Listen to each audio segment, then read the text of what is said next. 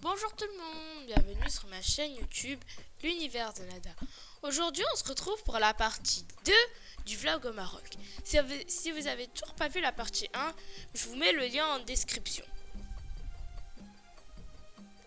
Tout d'abord, on a fait une balade à cheval. Là-bas il y a beaucoup de calèches, chacun possède la sienne, donc il la décore comme il le souhaite. Il y a des personnes qui mettent des cloches, il y en a qui mettent des chapeaux, etc. Chacun la décore comme il le souhaite. Et aussi, il y a une place aménagée, spécialement pour les chevaux. Comme ça, on peut les garer.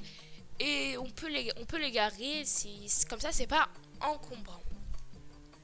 Donc tout d'abord, nous, on a choisi de faire un tour du côté européen. C'est un côté où il n'y a que des magasins qu'on retrouve en Europe ou des hôtels. C'est des hôtels et magasins très chics, très classe. Et on y trouve des habitants du monde entier. C'est un très beau quartier, il est très grand. Ici, les chevaux n'ont pas de route spéciale ou quoi. Ils circulent directement sur la route avec les voitures. Ils n'ont pas... Voilà, ils circulent directement. Et ici, on peut voir la mosquée Koutoubia. Je vais vous raconter un peu son histoire.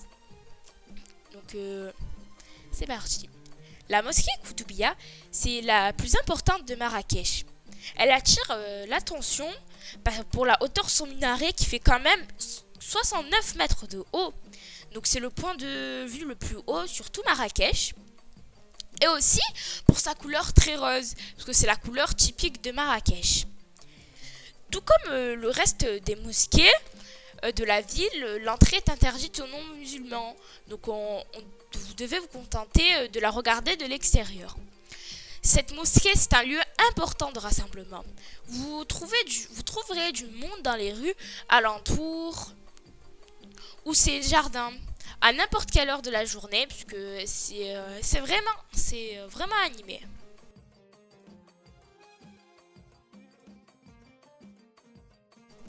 On est parti aussi au souk, qui s'étend sur le nord de la place Jemaa el-Fna et occupe des dizaines de rues tel un labyrinthe. Comme vous le voyez, on peut trouver tout type de vêtements, d'épices, de nourriture, ainsi que des produits typiques et artisanaux. En souk, on trouve les artisans regroupés par type de profession. D'un côté, il y a les teinturiers, d'un autre les vanilliers et les vendeurs de quincaillerie. On est aussi parti chez un épicier qui vend des épices et des produits de beauté bio, puisque ma mère, il fallait des épices. Et du coup, on est parti. Et franchement, on a été bouche bée. On a été perdu bouche bée parce que franchement, il maîtrise vraiment bien son métier.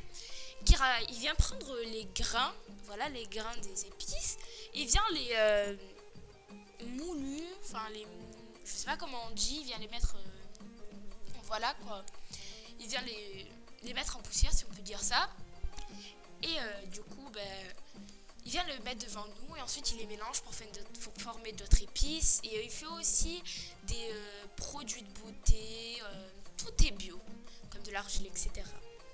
Et il était vraiment aimable. Il m'a laissé la chance, l'opportunité d'aller sur la terrasse.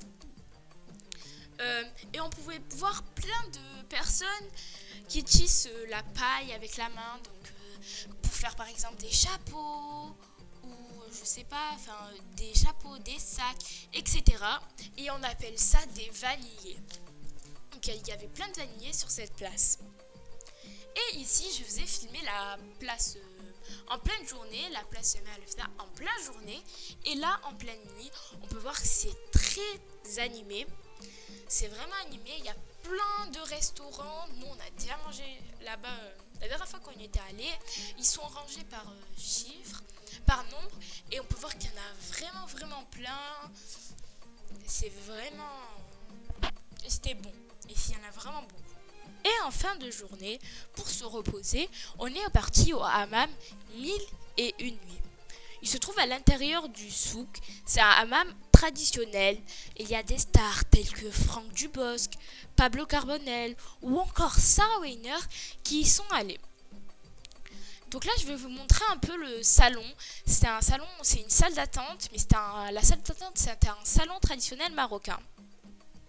Et en fait, ce qui était bien du coup, c'est que on était tout seul dans la salle.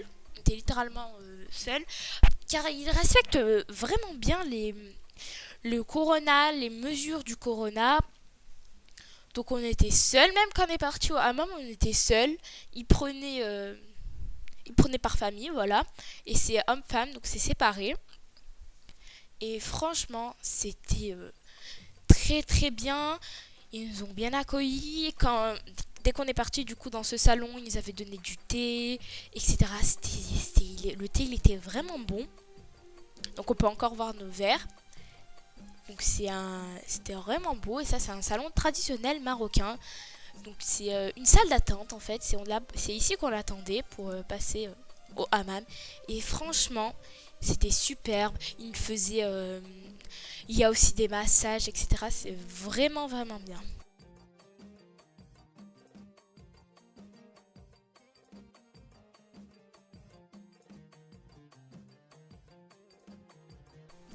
Et donc voilà une photo de l'autre partie de la place la nuit. Et donc on est rentré, c'était un séjour de 4 jours, c'est vraiment bien. Et si la vidéo vous plaît, n'hésitez pas à vous abonner, à liker et à partager. Profitez de vos vacances et à la prochaine!